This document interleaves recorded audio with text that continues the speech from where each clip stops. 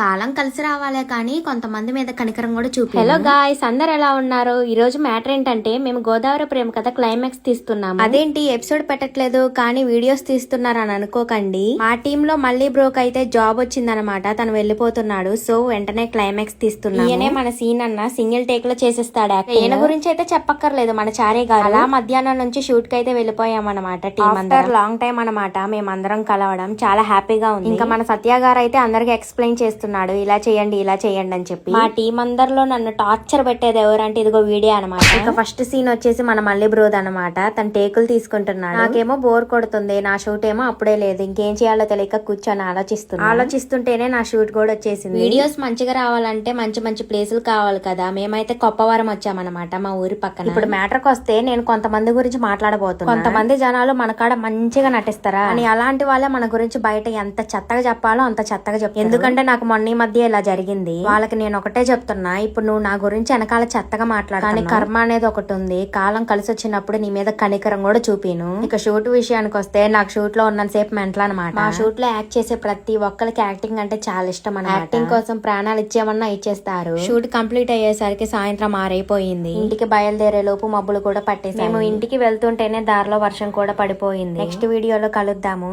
Bye bye.